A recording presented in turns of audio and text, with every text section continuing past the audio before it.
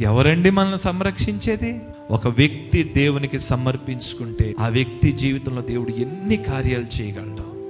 నీ చుట్టూ పరిస్థితులు ఎంత కఠినంగా మారినా దేవుడు నిన్ను సంరక్షిస్తాడు. ఆయన దూతలను పంపి విషపు చూపులు పడకుండా సంరక్షిస్తాడు. నీ మీద పడే తప్పుడు మాటలు ఎవరు మాట్లాడుతున్నారో వారి నోర్లు ముయించేస్తాడు దేవుడు. నీ మీద వ్యతిరేకముగా వచ్చే నాలుకలను దేవుడు ముయించేస్తాడు. నీ పాదములకు రాయి తగలకుండా దేవుడే నిన్ను సంరక్షిస్తాడు. ఎవరిని పంపిస్తాడో తెలిసిన? ఆయన దూతలను పంపిస్తాడు. ఒక తల్లి తన బిడ్డను కాపాడినట్లుగా, ఒక తండ్రి తన బిడ్డ విషయంలో చూపించిన జాగ్రత్త కంటే దేవుడు మన విషయంలో ఎంతో బాధ్యత తీసుకుంటాడు, సంరక్షిస్తాడు. అంతే దేవుడు నిన్ను.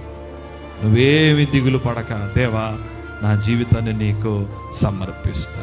ఈ మాట చెప్పు దేవునికి, దేవా నన్ను నేను నీకు సమర్పించుకుంటా. ఇదే దేవునికి ఇష్టమైన సేవ. సజీవ యాగముగా నన్ను నేను నీకు సమర్పించుకుంటాను.